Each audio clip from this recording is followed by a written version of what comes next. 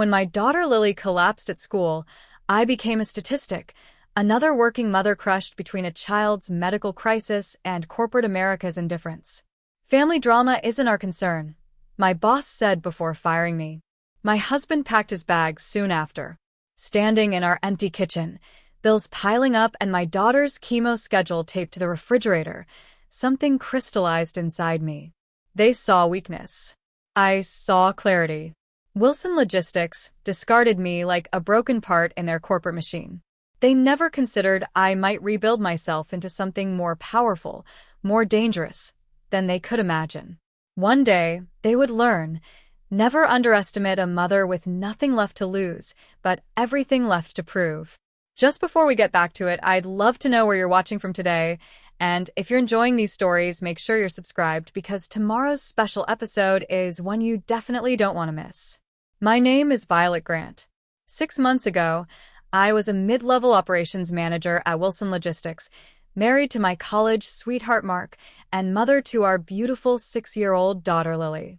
We had a modest 3-bedroom house in the suburbs, 2 cars with reasonable payments, and enough left over for weekend trips to the lake. I had worked at Wilson for nearly 8 years, steadily climbing from entry-level to managing a team of 15. My life wasn't perfect, but it was stable. Predictable. Until it wasn't. The call came during a budget meeting. Lily's school. My daughter had collapsed during a field trip to the Science Museum. By the time I made it to the emergency room, her small body looked lost in the hospital bed, her skin ashen against the white sheets. Mark arrived 30 minutes later, his tie askew, eyes wild with fear. "What happened? Is she okay?" he demanded, gripping my shoulders too tightly. "They don't know yet," I whispered. "They're running tests." 3 days and countless blood draws later, we sat across from Dr. Patterson, a pediatric oncologist with kind eyes and a gentle voice that couldn't soften her words. "The blood work confirms acute lymphoblastic leukemia," she said. "It's the most common form of childhood cancer, and the good news is we have excellent treatment protocols." Mark's hand went limp in mine. I felt my world shrinking to the sound of my own heartbeat. "Treatment protocols," I repeated numbly. "You mean chemotherapy?" Dr. Patterson nodded. "We need to begin immediately. The first phase is intense, daily treatments for about a month." I nodded, my mind already calculating sick days, insurance forms, childcare for treatment days. Mark stared blankly at the wall behind the doctor, as though he wasn't in the room with us at all. That night, after Lily fell asleep in her hospital bed, I found Mark sitting in our car in the parking garage. "I can't do this," he whispered when I slid into the passenger seat. "I can't watch her suffer. I can't." I wanted to scream at him. I wanted comfort. Instead, I drove us home and made a pot of coffee. "We'll take it one day at a time," I said, knowing even then that I would be carrying this burden largely alone. The next morning, I called my boss, Carl Westfield. His response was tepid at best. "Obviously, this is unfortunate," he said, the annoyance barely concealed in his voice. "But we're in the middle of the Wilson-Baxter merger. The timing couldn't be worse, Violet." "My daughter has cancer, Carl," I said, my voice cracking. "I'm not sure there's a good time for that." He sighed. "Just keep HR updated on your schedule. And try to be available for the client calls next week. They're expecting you specifically." 2 weeks into Lily's treatment, the balance was already impossible. I worked remotely when I could, taking calls from hospital rooms and typing reports while Lily napped between her chemo sessions. The side effects hit her hard: vomiting, fever, mouth sores that made it difficult for her to eat or drink. During one particularly rough afternoon, while Lily was receiving fluids for dehydration, I met Evan Parker, a single dad whose 9-year-old son Tyler was battling the same type of leukemia, but 6 months ahead of Lily in treatment. "First time's the hardest," he said, offering me a coffee from the hospital cafeteria. "It gets, well, not easier, but more manageable. You learn the rhythm." There was something steadying about Evan's presence. He didn't offer empty platitudes or look at Lily with pity. Instead, he showed me small tricks to make her more comfortable, freezing Gatorade into popsicles for her sore mouth, scheduling the most intensive work calls during her more predictable good hours. Meanwhile, HR was sending increasingly pointed emails about my inconsistent availability. I started coming in earlier and staying later on the days Lily felt well enough for school or when Mark could actually be counted on to watch her. But it was never enough. "We need team players who can commit 100%, Carl told me during a performance review, 3 months into Lily's treatment. "Your numbers are slipping, Violet." "I'm doing the work of 2 people while spending nights in a hospital," I countered. "If I could have some flexibility to work remotely more consistently." "That's not how we operate here. You know that." The final straw came when Lily spiked a fever of 104 during a critically important client meeting. I had to leave mid-presentation. The client was understanding. Carl was not. "Family drama isn't our concern," he snapped when I called to explain. "This is a pattern of unprofessionalism that's becoming untenable." That night, Mark didn't come home until after midnight. The smell of whiskey rolled off him as he stumbled into our bedroom. "Where were you?" I demanded. "I needed you at the hospital." "I can't do hospitals anymore," he slurred. "It's too much, Vi. I didn't sign up for this." "You signed up for in sickness and in health when you married me," I hissed. "And when you became a father." He looked at me with glassy eyes. "I'm not strong like you." The next day, I was called into HR. Patricia, the human resources director, slid a letter across the desk. "We've decided to move in a different direction," she said smoothly. "Your position is being eliminated." "My position or just me in it?" I asked, my voice surprisingly steady given the panic rising in my chest. "The separation package includes 2 weeks severance and continuation of health benefits for 30 days, she continued, ignoring my question. "We'll need your key card and company phone before you leave today." I packed my desk in a daze, the small box of personal items pathetically light in my arms. As I walked toward the elevator, I overheard Carl speaking to someone in the conference room, the door slightly ajar. "She was a liability from the day her kid got sick," he said. "Better to cut our losses now." In that moment, something hardened inside me. I walked out of Wilson Logistics with my head high, but my heart was ice. The first thing I did after being fired was call a lawyer. Martin Goldstein had come highly recommended, but his assessment wasn't what I wanted to hear. "They covered themselves well," he explained, reviewing my termination paperwork. "They're claiming a restructuring, which gives them broad discretion. And Wisconsin is an at-will employment state." "They fired me because my daughter has cancer," I insisted. "I believe you," Martin said gently. "But proving it would be an uphill battle. They documented performance concerns, whether manufactured or not. A lawsuit would drain your resources when you need them most for your daughter." I left his office feeling defeated. That night, Mark and I had the fight that ended our marriage. "We need to talk about money," I said as he flipped through channels, deliberately ignoring the stack of medical bills on the coffee table. "I lost my job. Our insurance coverage ends in 30 days. "What do you want me to do about it?" he asked, not looking away from the TV. "My salary barely covers the mortgage. I want you to act like Lily's father. Like my husband. I need you to step up." He finally looked at me, his expression a mix of guilt and resentment. "I didn't sign up for this, Vi. I can't handle hospitals and chemotherapy and now financial ruin." "You didn't sign up for it? Do you think I did?" The silence between us stretched until he stood up and grabbed his keys. "I need some air." 3 days later, I returned from the hospital to find half the closet empty and a note on the kitchen counter. "Staying at Dave's for a while. Need space to think." Within a month, it became clear that a while and space meant he wasn't coming back. I couldn't afford the mortgage on my own, especially with mounting medical bills. I found a small 2-bedroom apartment 3 blocks from the children's hospital and used what little savings we had left for the security deposit. Every penny went to keeping Lily comfortable and her treatments on track. I cut back everywhere else, shopping at discount grocers, canceling every subscription, selling our second car. I learned to trim Lily's hair myself when it started falling out in clumps from the chemotherapy. "Am I still pretty, Mommy?" she asked one night as I gently removed the strands from her pillow. "You're the most beautiful girl in the entire world," I told her, fighting back tears. inside and out. The pediatric oncology ward became our second home.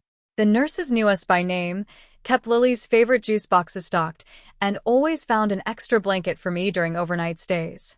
It was there that my friendship with Evan Parker deepened from casual hallway chats to a genuine support system. "You look like you haven't slept in days," he said, handing me a proper coffee one morning, not the watered-down cafeteria version. "Tyler's watching a movie. Let me sit with Lily while you take a real shower in the parents' room." His kindness broke through the tough shell I'd been building. I sobbed under the hot water, letting myself feel the weight of everything for the first time since the diagnosis. After that, we fell into a rhythm of helping each other. When Tyler had a bad reaction to a new medication, I brought dinner to their room and distracted him with stories. When Lily needed a blood transfusion that kept us in the hospital for 3 days straight, Evan brought me fresh clothes and took my laptop to the waiting room to charge. "How do you stay so calm?" I asked him one evening as we shared a sad-looking vending machine dinner in the family lounge. He gave me a tired smile. "Practice. And knowing when to fall apart privately, so you can be strong when they need you." During Lily's longer treatment sessions, I started a blog called Bald Princess Diaries, partly as therapy for myself and partly to keep our extended family updated without exhausting repetitive phone calls. I wrote honestly about the reality of childhood cancer, the financial devastation, the isolation, the moments of unexpected beauty amid the horror. To my surprise, people beyond our family began following along. Other parents in similar situations reached out. "Your words gave me courage today." I thought I was the only one feeling this way. "Thank you for making me feel less alone."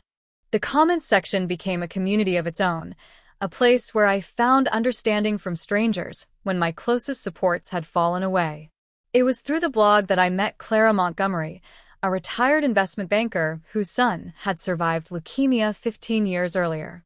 She messaged me privately after reading a post where I'd vented about the impossible choice between buying groceries or the anti-nausea medication that insurance wouldn't fully cover. "I've been where you are," she wrote. "Let me help." I was hesitant at first. Pride is a stubborn companion even in poverty. But Clara was persistent. She didn't just offer money, though she did discreetly handle a few medical bills that had gone to collections. What she offered instead was something more valuable: knowledge. "You're smart, resourceful, and more capable than you realize," she told me over coffee in the hospital cafeteria. "But you're playing a game without understanding the rules. Let me teach you." While Lily slept through her treatments, Clara taught me how to read financial statements, understand corporate structures, and recognize market opportunities. She brought me books on business strategy and investment fundamentals, quizzing me the following week to ensure I'd grasp the concepts. "Why are you doing this?" I asked her one day. Clara's eyes grew distant. "Because when my son was sick, I had resources but no guidance. You have all the raw materials to rebuild your life, Violet. You just need someone to show you how to use them." To make ends meet, I took on remote freelance work, data entry, virtual assistant tasks, anything that allowed me to stay with Lily while earning something. One project involved helping a startup founder organize the logistics for a mobile app beta launch. When I restructured their distribution workflow and saved them 30% on shipping costs, the founder was impressed. "Have you considered consulting?" he asked. "You clearly know your stuff." The idea took root. Maybe I didn't know my stuff. Maybe what Carl had seen as a liability, my fierce dedication to my daughter, could become my greatest strength. Around this time, I reconnected with Jenna Williams, an old college friend who now worked as a tech recruiter. We met for coffee during one of Lily's rare good days, when she felt well enough to attend a half day of school. "I heard about what happened at Wilson," Jenna said. "Their loss." "Seriously?" I shrugged. "I'm just focused on keeping Lily's treatment on track right now." "Well, when you're ready to jump back in, you should know that Meridian Shipping is expanding their digital operations. They're Wilson's biggest competitor, and they're looking for someone with cross-functional experience." I filed that information away, a small spark igniting somewhere in my mind. The true turning point came at a charity gala for the Children's Hospital. I hadn't planned to attend. Formal events weren't exactly in my budget, but Clara insisted, even helping me find an appropriate dress at a consignment shop. Networking, she said firmly. Half of success is who you know.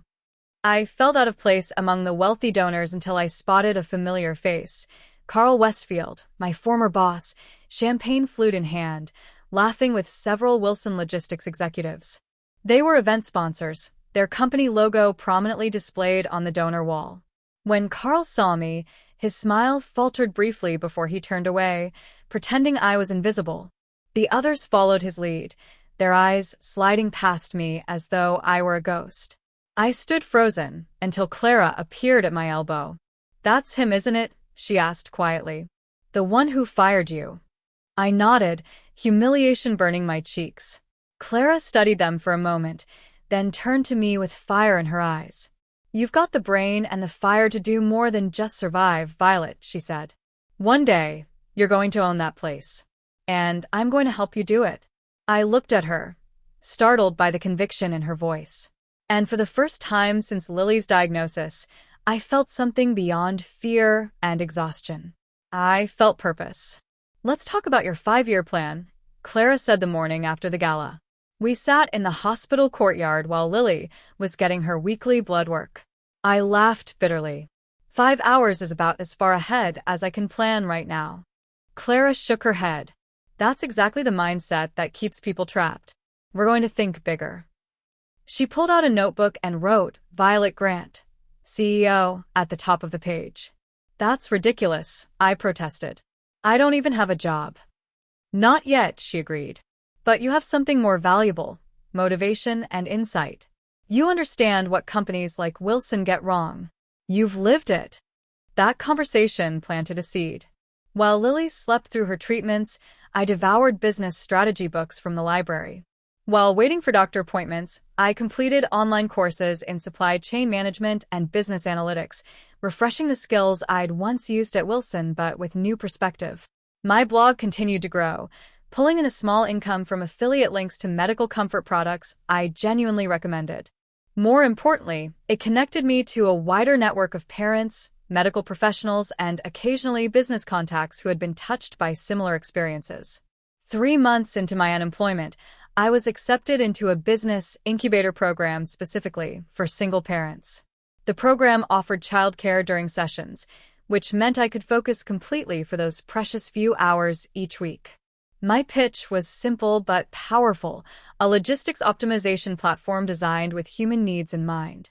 Software that would help companies maintain productivity while accommodating employees facing family emergencies or medical crises.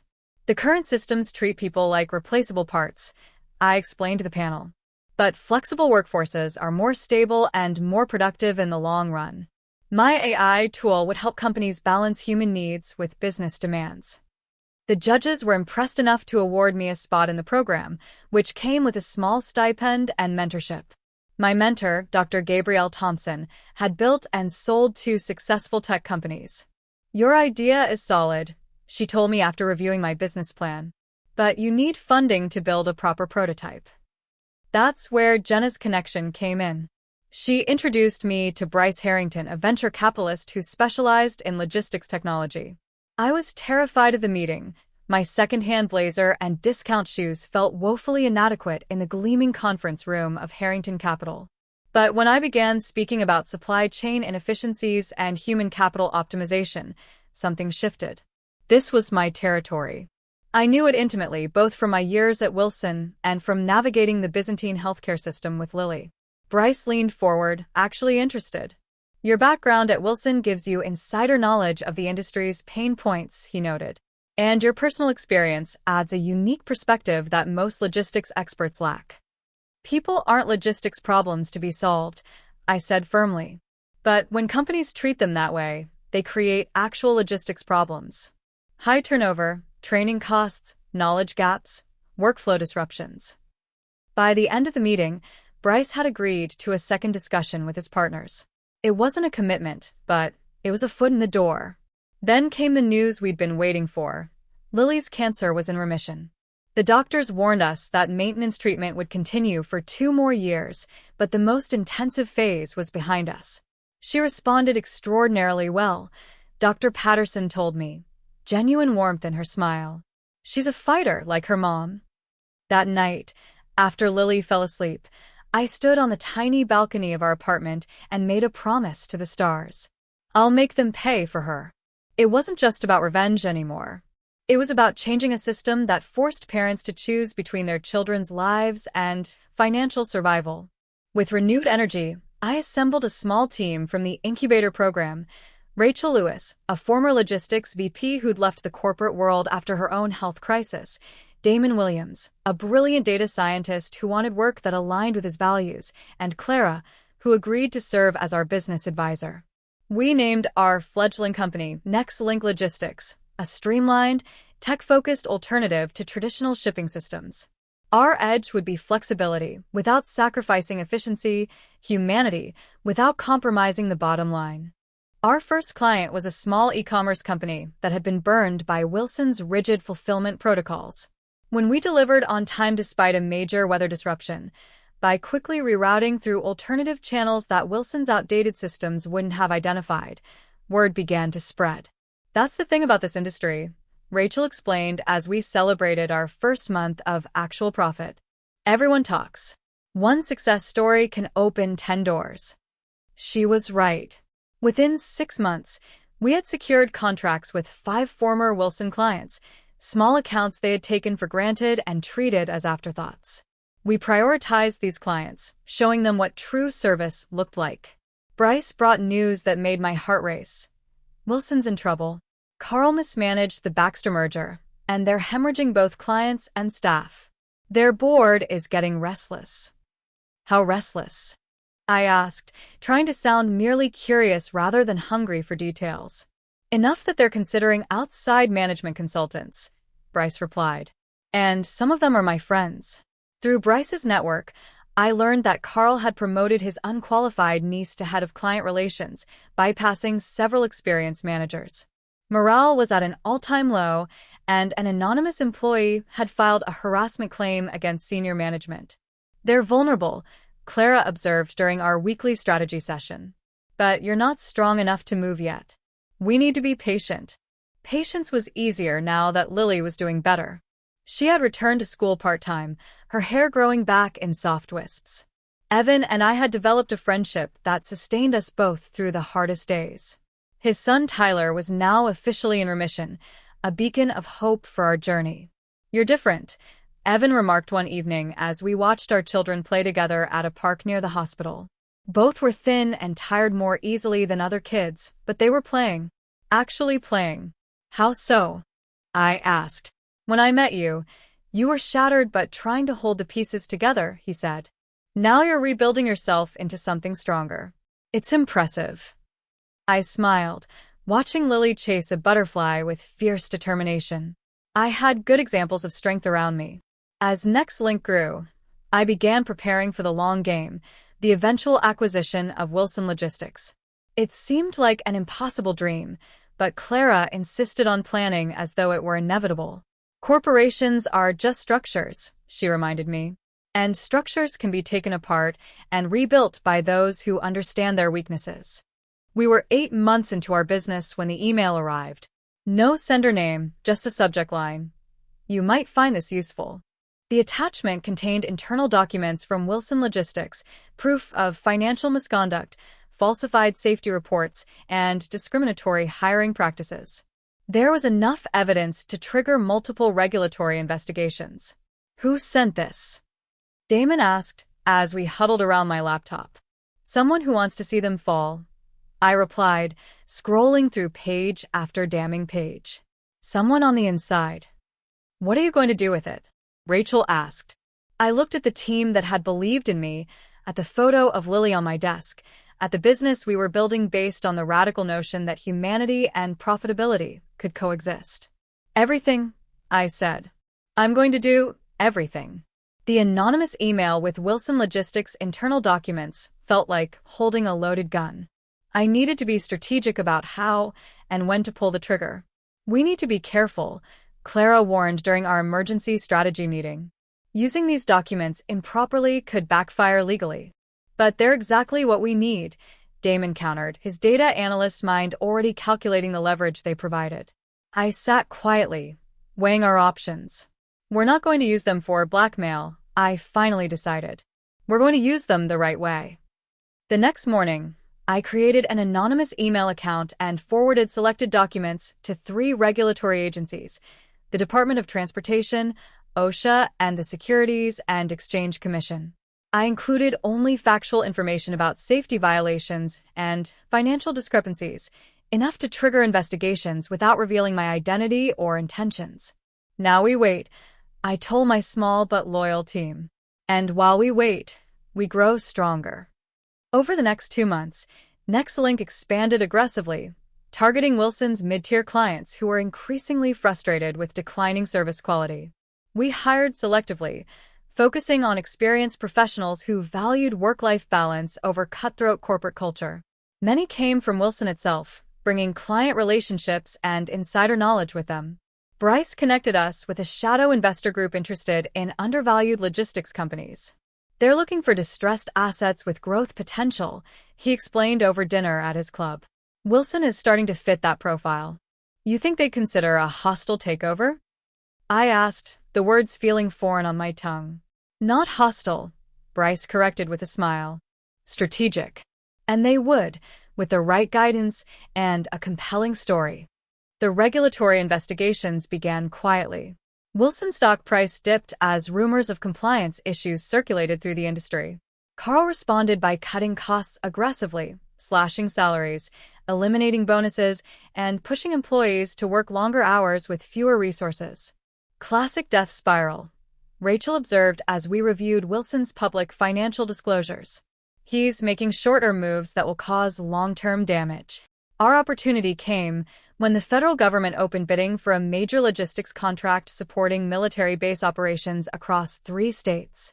It was exactly the type of project Wilson had dominated for years, their government relationships considered untouchable. We're going after it, I announced at our weekly planning meeting. Rachel looked skeptical. That's ambitious. We don't have their capacity. But we have better technology, more flexible protocols, and we're not being investigated by 3 government agencies, I countered. Plus, we've hired their former government contracts manager. We worked around the clock preparing our bid. I personally reached out to every contact I'd made over the past year, calling in favors and making promises. When Lily asked why Mommy was working so much, I told her the truth in 6-year-old terms. I'm trying to win a big game against people who weren't nice to us. Will winning make you happy? She asked, her eyes serious beyond her years. It will make things better for lots of people, I replied, realizing as I said it that this had become about more than personal revenge. When the contract award was announced, Wilson's CEO sent an internal memo expecting congratulations. Instead, the government procurement officer called with bad news. Nexlink Logistics had won the bid by a significant margin. That same afternoon, Bryce invited me to attend a special board meeting at Meridian Capital, the investment firm he'd connected me with, where something powerful was his only instruction. I chose a tailored navy suit, purchased new, not secondhand, with the first real profits from Nexlink. As I walked into the imposing boardroom, 12 pairs of eyes turned to assess me. Gentlemen, ladies, Bryce began, meet Violet Grant, the key to our future growth strategy. For 90 minutes, I outlined our vision for acquiring Wilson Logistics, restructuring its operations, and merging it with Nexlink's innovative systems. I spoke with the confidence of someone who had seen both sides of the industry, the ruthless corporate efficiency that crushed human potential and the flexible approach that nurtured it. Wilson's fundamentals are strong, I concluded. Their leadership is not. Replace one, and you unlock the value of the other. The board asked challenging questions, but I had lived and breathed the strategy for a year. By the end of the meeting, they had agreed to form a special acquisition committee with me as a key advisor. 3 weeks later, I walked into Wilson Logistics headquarters for the first time since I'd been escorted out with my small box of belongings. The security guard did a double take, but said nothing as I was ushered to the executive floor for a preliminary acquisition discussion. Carl's face when I walked into the conference room was everything I had imagined in my darkest moments of despair. The blood drained from his features, his mouth opening slightly in shock before he composed himself. "What is this?" he demanded, looking past me to Bryce and the Meridian executives. "This is your way out," Bryce replied smoothly. "Ms. Grant represents our interests in this acquisition." "This is a joke," Carl sputtered. "She's a former employee. A disgruntled one." I smiled pleasantly, setting my portfolio on the table. "I'm also the founder and CEO of Nexlink Logistics, which just secured the Wright-Patterson contract from under you. And I'm here with an offer that your board would be foolish to refuse." The terms were straightforward but aggressive. A buyout price 15% above current market value, contingent on immediate leadership changes including Carl's removal and a complete reorganization of the executive team. "Your shareholders get a premium in a declining market," I explained to the board members present. "Your employees get stability. Your clients get improved service. The only person who loses is the one who drove the company to this point." Carl lashed out, his face mottled red. "This is a vendetta. She was fired for cause. She's manipulating you because of a personal grudge." I remained perfectly calm. "Mr. Westfield fired me for taking my daughter to chemotherapy treatments. He called her cancer, family drama, and me a liability. Those choices reflect the leadership that has brought Wilson to the brink of regulatory disaster and financial instability." Clara had prepared the board members well through her Wall Street connections. 2 major shareholders had already been privately briefed on the benefits of the acquisition. When Carl stormed out of the meeting, vowing to fight the takeover, the board chairman simply sighed and turned to me.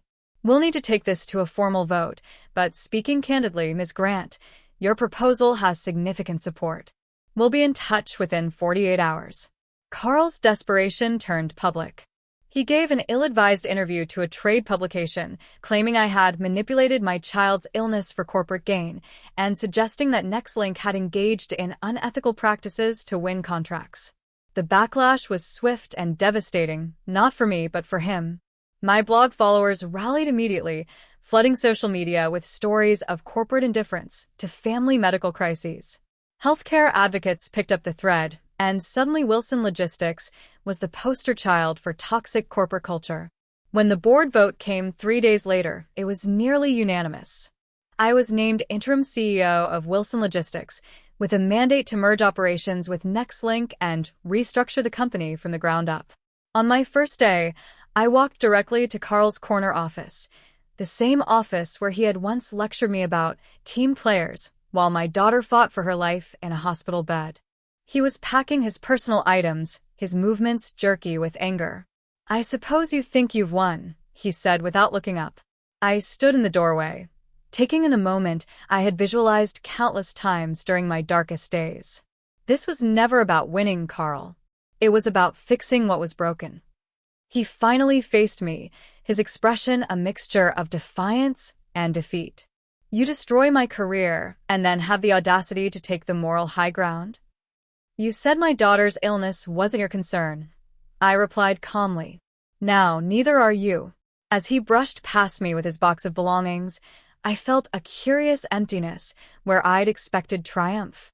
The victory felt incomplete somehow, hollow in a way I couldn't immediately identify. That evening, as the executive team gathered to celebrate the successful acquisition, Bryce pulled me aside with an unexpected revelation. "There's something you should know," he said, his voice low. "Carl's niece, Jessica? She wasn't just a nepotism hire. She was feeding him information about employees' personal lives, medical issues, family problems, so he could push them out before they became problems." I felt the blood drain from my face. "She helped him target me?" Bryce nodded grimly. "But that's not all. The real mastermind behind their most underhanded tactics wasn't Carl. It was someone closer to you." "What do you mean, someone closer?" I demanded, my celebration champagne forgotten. Bryce hesitated. "The whistleblower who sent you those documents? They included something they thought you should know. Your ex-husband, Mark, he was paid to create problems during your custody situation." The room seemed to tilt sideways. "That's impossible. Mark abandoned us because he couldn't handle Lily's illness." "That's what he wanted you to think," Bryce said gently. "According to the whistleblower, Carl offered him a consulting contract right after you were fired. The timing can't be coincidental. I excused myself from the celebration, needing air and space to process this new betrayal. Outside, the night air was crisp with early autumn. I called the one person who had been a constant support through everything. "Can you meet me?" I asked Evan when he answered. 20 minutes later, we sat on a park bench, the same one where we'd watched our children play during hospital breaks. "Mark was working with Carl," I said, still struggling to believe it. "He was paid to make my life harder, to create custody problems while I was trying to get Nexlink off the ground." Evan was quiet for a long moment. "Are you surprised?" His question caught me off guard. "Of course I'm surprised. This goes beyond abandonment. This was calculated sabotage." "I meant, are you surprised that Carl would stoop that low?" Evan clarified. "Because the Mark you've described to me always seemed like someone who could be bought." He wasn't wrong. The signs had been there. Mark's sudden interest in custody arrangements after months of minimal contact, the legal challenges that always seemed to coincide with important business milestones, his unexplained financial stability despite irregular employment. "What are you going to do?" Evan asked. I thought about the arsenal of corporate power now at my disposal, the regulatory investigations I could accelerate, the careers I could destroy with a single email. "I don't know. Do you want revenge or peace?" he asked quietly. I didn't have an answer. The next morning, I requested all personnel files and communications related to Carl's executive team and special projects. Jessica Westfield's file contained emails coordinating with human resources to flag employees with reliability concerns, code for family or health issues. Mark's name appeared in consulting payment records dating back to 1 week after my termination. I was still processing this information when my assistant interrupted. "Your ex-husband is here. He doesn't have an appointment, but he's insisting on seeing you." Mark looked thinner than I remembered, his once confident posture diminished. He stood awkwardly in my new office, Carl's old office, taking in the changes I'd already made. Lily's artwork framed on the wall, the color-coded family calendar displaying her treatment schedule alongside business meetings. "Congratulations," he said stiffly. "Everyone's talking about the acquisition. Why are you here, Mark?" He sank into a chair. "I heard rumors about documents being leaked. About Carl's side dealings. Including his arrangement with you?" I asked, my voice razor-sharp. His silence was confirmation enough. "Were you ever going to tell me? Or were you just going to keep taking his money, while making my life harder?" "It wasn't like that," he protested weakly. "At first, it was just consulting work. Normal stuff. Then he started asking for information about you, about your business plans. And you gave it to him."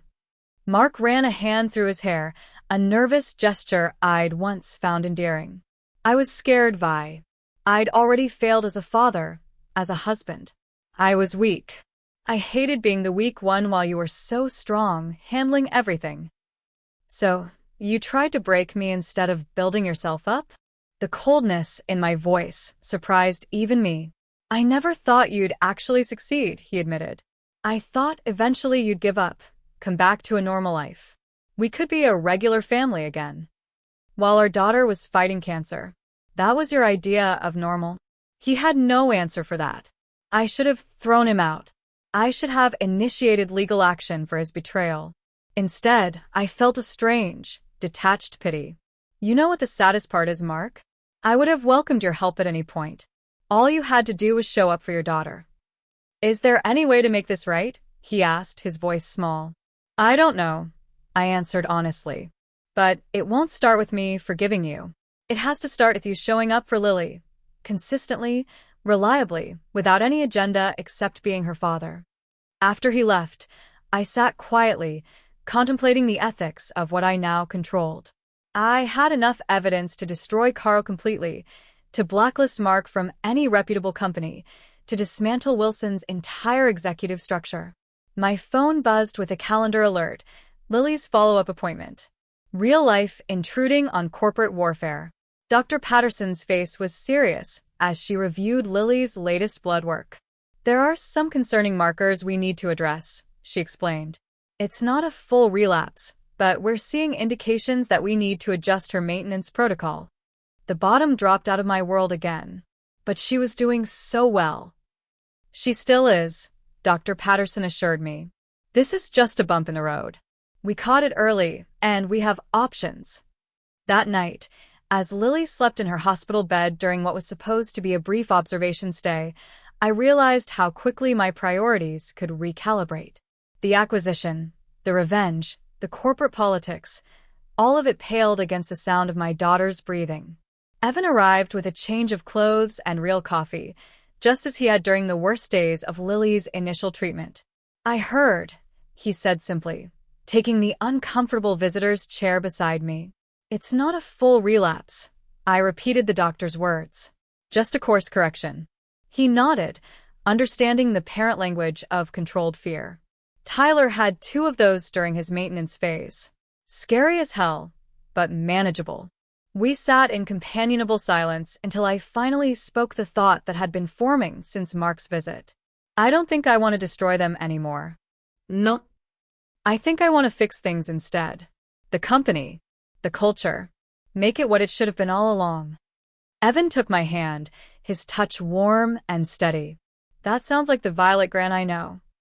When I returned to Wilson's headquarters, soon to be renamed Lilly and Company, I gathered the executive leadership team for a new kind of meeting.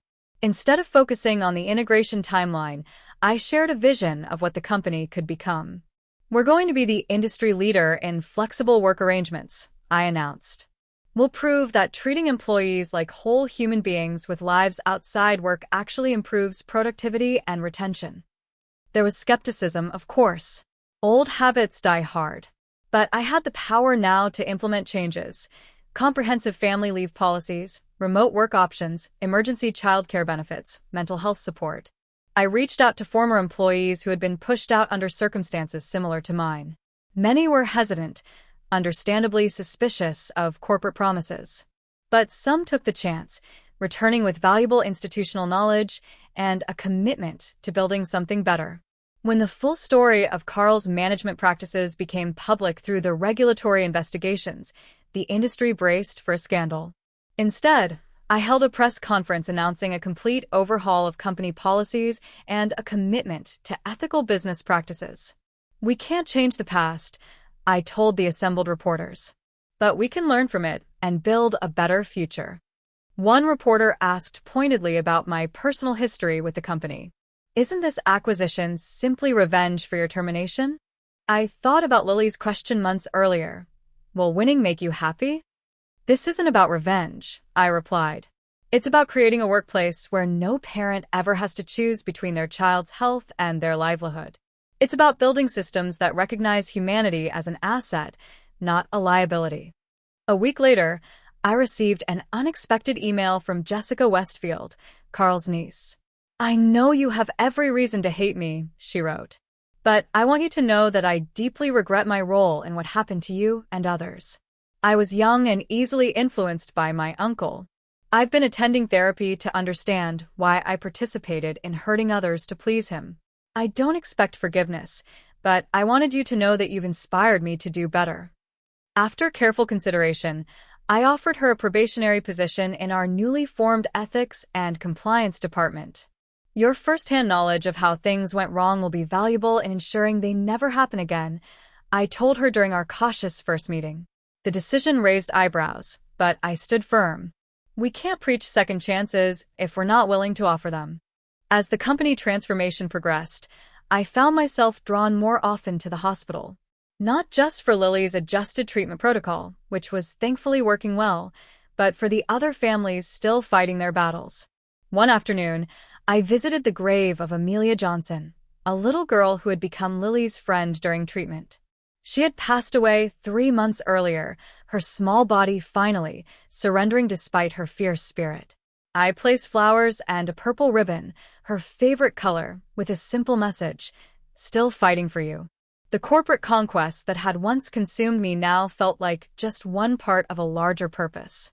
The revenge that had fueled my darkest days now seemed hollow compared to the potential for genuine change. Evan found me there, paying his own respects to the children lost from their treatment group. Without words, he took my hand, and we stood together in the gentle autumn sunshine, Two parents who understood the fragility of everything that mattered. "I think I'm finally ready," I said quietly. "For what?" I turned to him, seeing the steady strength that had been my anchor through the storm. "For whatever comes next." That evening, for the first time, we had dinner together. Not in a hospital cafeteria or over treatment schedules, but at a real restaurant, with Lily and Tyler playing quietly with their tablets in the corner booth. "Is this a date?" Evan asked with a small smile. "I think it might be," I replied, surprising myself with how right it felt. 1 year to the day after the acquisition, Lily rang the remission bell at Children's Memorial Hospital. The sound echoed through the oncology ward, clear and bright as her smile. At 8 years old, she understood far more than any child should about survival. "Does this mean I'm all better?" she asked as nurses and fellow patients applauded. "It means you fought very hard and won," I told her, my eyes meeting Evan's over her head. His son Tyler stood nearby, having rung the same bell 6 months earlier. "Like you did with the mean company?" Lily asked. I smiled. "Something like that." The official rebranding ceremony took place the following week. The Wilson Logistics sign came down and a new one went up, Lily and Company. Logistics Solutions. The ampersand was stylized to incorporate a purple ribbon, a subtle nod to pediatric cancer awareness. "This company is dedicated to all the children and parents fighting silent battles," I announced to the assembled employees and press. "To everyone who has had to choose between being present for their family and keeping their livelihood. That choice should never exist." The culture transformation hadn't been easy. Old habits resisted change. Some managers couldn't adapt to the new flexibility-focused protocols. But the results were beginning to show. Employee retention was up 20%, sick days were down, and productivity had actually increased despite more generous leave policies. In my office, no longer Carl's old corner suite, but a more modest space with windows overlooking the city, I prepared for an all-staff meeting. My speech notes were simple but meaningful. "This place will never punish someone for loving their family." Before heading to the conference room, I glanced at the framed photos on my desk. Lily in her karate uniform, a new passion. Lily and Tyler at science camp. Lily, Evan, and me at the lake house we'd rented for a weekend. Small normal moments that once seemed impossible. The meeting was about to begin when my assistant handed me a letter that had been delivered by courier. The return address made my breath catch. Jessica Westfield. "I wanted to thank you for the second chance," she'd written. "When I started in compliance, I thought it was a punishment position, your subtle revenge. I realize now it's where I can do the most good. I only did what my uncle forced me to do because I was too afraid to stand up to him. I promise I'll never make that mistake again." I tucked the letter away, making a mental note to move Jessica from probation to permanent status. Rehabilitation over retribution, a philosophy the old Wilson would never have embraced. After the meeting, I drove to the small memorial garden dedicated to children lost to cancer. Amelia's plaque was surrounded by fresh flowers. Her parents still visited regularly. I added my own tribute, a small glass butterfly that captured the sunlight. "I'm still fighting for you," I whispered. "For all of you." My phone buzzed with a text from Evan. "Still on for dinner?"